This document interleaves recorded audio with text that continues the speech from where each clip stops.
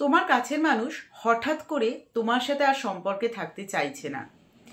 Reason জিজ্ঞেস করলে সে খোলাখুলিভাবে রিজনটাও তোমাকে বলছে না, বাট সম্পর্কেও সে থাকতে চাইছে না। তুমি বুঝতে পারছো না এই অবস্থায় কি করবে। তার সাথে কি সম্পর্কটাকে ত্যাগ করে দেবে, মানে তার কথা শুনে সেই সম্পর্কটা থেকে সরে আসার সিদ্ধান্ত নেবে, নাকি কারণটা জেনেই ছাড়বে, নাকি জোর করে সেই সম্পর্কের মধ্যে পড়ে থাকবে, মানে এটা ভেবে যে ও হয়তো একটা সময় ঠিক রাজি হয়ে যাবে, ও হয়তো সম্পর্কটা কন্টিনিউ করবে। এবার এইটা নিয়ে কি হচ্ছে, তুমি ভীষণভাবে একটা ডিপ্রেসড হয়ে রয়েছো, একটা ডিপ্রেশনের কন্ডিশনে চলে যাচ্ছ তুমি, যে তোমার এটা ফিল হচ্ছে যে তোমার পার্টনার কেন তোমার সাথে সম্পর্কে আর থাকতে চাইছে না। সঠিক রিজন সে তোমাকে দিচ্ছে না। রিজন দিলে অনেক কিছুই পরিষ্কার হয়ে যায়, কিন্তু যখন তুমি সেখানে কোনো সঠিক কারণ পাও না, তখন কিন্তু আমরা বিচলিত হয়ে পড়ি যে কি ঘটছে বা কেন ঘটছে, কি জন্য ঘটছে, এই ধরনের ভাবনা চিন্তা মনের মধ্যে আসতে থাকে। এবং এখান থেকে তৈরি হয় সন্দেহ, এখান থেকে তৈরি হয় হতাশা, এখান থেকে সম্পর্কের মধ্যে দূরত্ব আসতে শুরু করে, যে দূরত্বটা সে তোমার থেকে চাইছে। আর এখান থেকে আরেকটা জিনিস তৈরি হয়, সম্পর্কের মধ্যে বিশাল ধরনের ঝগড়া ঝামেলা। কারণ তুমি জানার জন্য ছটফট করছো, তার থেকে জানতে চাইছো, আর সে তোমাকে বলছে না। সেই জায়গা থেকে তোমাদের মধ্যে একটা মতবিরোধ, একটা মনোমালিন্য, একটা ঝামেলা ঝাঁটি, এই সমস্ত কিছু তৈরি হচ্ছে।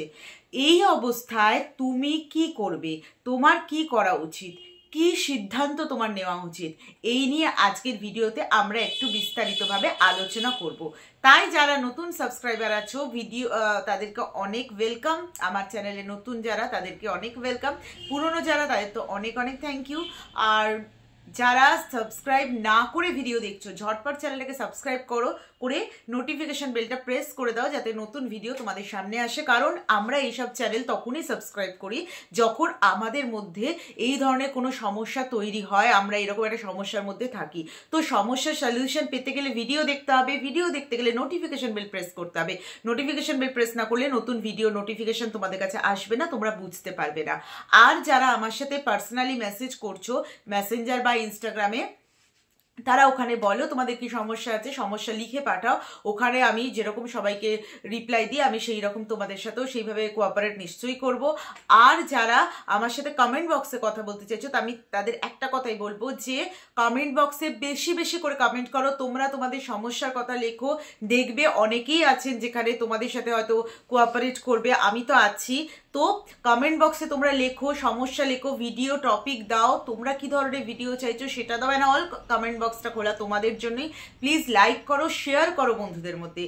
তোমার ধরো কোনো সমস্যা নেই, তোমার বন্ধুর আছে, তো সেইখানে তাকে শেয়ার করলে সে কিন্তু মোটিভেট হবে। কারণ এই চ্যানেলে লাভ রিলেশন সব কিছু সমস্যার সমাধান করা হয়। তো প্লিজ কানেক্টেড থেকো, রিলেশনশিপে কোনো সমস্যা হলে প্লিজ চ্যানেলে এসো, কথা বলো, ভিডিও শোনো। আশা করব তোমরা কিন্তু উপকৃত হতে পারবে। এটাও একটা সমস্যা, পার্টনার কেন সম্পর্কে থাকতে চাইছে না, কি হয়েছে। প্রথম কথা, একটা সম্পর্ক দীর্ঘদিন চলার পরে সম্পর্কের মধ্যে একটা একঘেয়েমি, সম্পর্কের মধ্যে একটা ওই লেজি ভাব চলে আসে।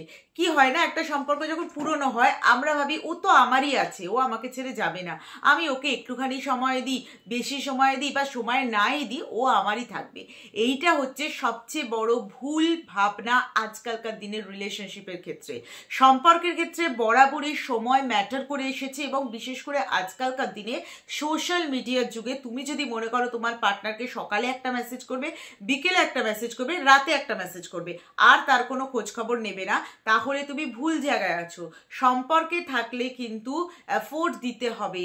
সে কিন্তু তোমাকে দেখছো এফোর্ট দিচ্ছে, সে কিন্তু তোমাকে, যদি দেখছো সেও দিচ্ছে না সেটা আলাদা, সে তোমাকে এফোর্ট দিচ্ছে, সে কিন্তু তোমায় সকাল দুপুর বিকেল রাতে যখন তখন মেসেজ করছে, হুটহাট করে কল করে দিচ্ছে, যদি তোমাদের মধ্যে সেই রকম একটা বন্ডিং থাকে, বাট তুমি কিন্তু করছো না। তাহলে কিন্তু তার মনের মধ্যে আসবে যে আমি একা কেন কন্ট্রিবিউট করব, আমি একা কেন সবকিছু প্রোভাইড করব, ও কেন করছে না। যখন সে আশেপাশে কাউকে দেখছে যে তাদের মধ্যে এই ব্যাপারটা খুব সুন্দরভাবে আছে, বা সে হয়তো কারোর সাথে নতুন কথা বলছে, সেখানে দেখতে যে সে যে জিনিসগুলো ফিল করতে পারছে অন্য কারোর থেকে, তখন সে ডেফিনেটলি সম্পর্কটার মধ্যে বোরিয়ত ফিল করবে, বোর ফিল করবে, ভাববে যে তুমি কেন এরকম করছো, আমি যদি এফোর্ট দিতে পারি তুমি কেন পারবে না। এই ভাবনা তার মাথার মধ্যে আস্তে আস্তে কিন্তু তোমাদের মধ্যে শুরু হবে ঝগড়া ঝামেলা। ভালোবাসা কমবে না অবশ্যই প্রথম দিকে, কিন্তু মনের দূরত্ব অবশ্যই আসবে। সম্পর্কে সময় দাও, সম্পর্কে তাকে সময় দাও, সারাদিনে অন্তত 2-3 বার থেকে ফোন করো। কারণ অকারণ কাছের মানুষকে ফোন করার জন্য কোনো কারণ লাগে না, তাকে কারণ অকারণে ফোন করো, মেসেজ তো আছেই। এই জিনিসগুলো করতে থাকো। এই জিনিসগুলো যখন তুমি করতে থাকবে তাহলে কিন্তু সম্পর্কের মধ্যে দেখবে একটা সুন্দর বন্ডিং তৈরি হচ্ছে। এখানে কিন্তু পার্টনারের এই ছেড়ে চলে যাব সম্পর্কে থাকতে চাইলে এই ব্যাপারটা আসার চান্স কম। দ্বিতীয়ত এই চান্সটা কখন আসে, যখন সে হয়তো তোমাকে তার ভালো লাগছে না, সে তো অন্য একটা মানুষের সাথে ইনভলভ হয়ে গেছে, তাকে তার ভালো লাগছে, তোমাকে ভালো লাগছে না, সেইখানে গিয়ে কিন্তু এই জিনিসটা আসতে পারে। তো সেই জায়গাটা তোমাকে জানতে হবে। জেনে যদি তুমি জানতে পারো যে সে এরকম একটা কোনো সম্পর্কের মধ্যে জড়িয়ে পড়ছে, তুমি ভাবছো আমি এটা শেষ দেখে ছাড়বো, আমি ভাববো যে দেখি না ও আমায় কবে বলে, একদম নয়। তুমি তাকে ডিরেক্ট চেস করো, তুমি তার কাছে জানতে চাও, দেখো সে কি বলে। সে যদি বারবার তোমাকে এটা বলে আমার তোমার সাথে থাকার কোনো প্রয়োজন নেই, তোমার থেকে ভালো আমি পেয়েছি, তোমার মতন আমি 1000টা পেয়েছি, এগুলো যদি তোমাকে বারবার করে বলে, তাহলে বুঝে নিও তোমার ওখানে কোনোই সেলফ রেসপেক্ট নেই, তুমি একটা ওই অ্যাভেলেবেল পার্সন হিসাবে পড়ে আছো। সেইখানে আমি বলবো যে সে যদি তোমার সাথে এই বিহেভিয়ার করছে, চুপচাপ সেই সম্পর্ক থেকে সরে এসো। সম্পর্ক থেকে সরে আসলে তুমি মরে যাবে না, সম্পর্ক থেকে সরে আসলে তোমার কিছুই জীবনে পরিবর্তন হবে না। একটা রুটিন যেটা ছিল, একটা মানুষ ছিল, সেটা সরে যাবে, নতুন মানুষ আসতে কতক্ষণ। সেই জন্য যেখানে দেখছো তোমার প্রায়োরিটি নেই, সে এই কারণের জন্য তোমাকে ছেড়ে চলে যেতে চাইছে, সময় ফ্যাক্টর যদি হয় তাহলে তুমি সেটাকে নিজে রেকটিফাই করবে। কিন্তু যদি দেখছো কোনো থার্ড পার্সনের জন্য সে এরকম করছে, তুমি 1 বার 2 বার 5 বার বোঝাও, 5 বার চেষ্টা করো, তারপর কিন্তু নিজের সেলফ রেসপেক্ট রেখে সেখান থেকে সরে এসো চুপচাপ। একটা সময় গিয়ে সে রিয়েলাইজ করবে কে ঠিক কে ভুল। যখন দেখবে না তোমার সাথে সে ঠিক ছিল, সে কিন্তু তোমার কাছে আবারও ব্যাক করতে চাইবে। তাকে অ্যাকসেপ্ট করা না করাটা কিন্তু তোমার উপর, এটা আমি প্রত্যেকটা ভিডিওতেই বলি। এটা গেল দ্বিতীয় কথা, যে পার্টনার যদি অন্য কোনো সম্পর্কে জড়িয়ে পড়ে, সেই ক্ষেত্রেও কিন্তু সেই সম্পর্কে নাই থাকতে চাইতে পারে। সেখানে তোমার উচিত একটা সময় পরে গিয়ে রিকোয়েস্ট করার, একটা সময় পরে গিয়ে সেখান থেকে সাইলেন্টলি সরে আসা। আমি রিভেঞ্জ নেব, আমি ব্ল্যাকমেল করব, আমি ওকে ঠিক থাকতে দেবো না, এইগুলো হচ্ছে বেকারের কথা। এগুলো করে কোনো লাভ হয় না। তুমি তার কাছ থেকে না ভালোবাসা পাবে না কিছু পাবে, উল্টে বিরক্তি পাবে। যদি নিজের জায়গাটা ঠিক রাখতে হয় তো সেখান থেকে চুপচাপ সরে যাওয়া উচিত।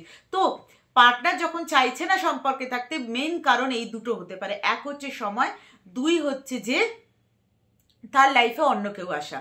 আর একটা কথা হতে পারে যে তোমাদের মধ্যে দেখছো সম্পর্কটার মধ্যে তুমি অতিরিক্ত প্রোভাইড করছো। প্রথমটা হচ্ছে তুমি করছো না, 3rd নম্বর যেটা লাস্ট পয়েন্ট, তুমি অতিরিক্ত প্রোভাইড করছো। তার ফিজিক্যাল নিডস প্রোভাইড করছো, তার মেন্টাল নিডস প্রোভাইড করছো, তার ফিনান্সিয়াল নিডস, মানে যেখানে তোমার হয়তো 60% করলে চলে যায়, তুমি সেখানে 70-80% করছো।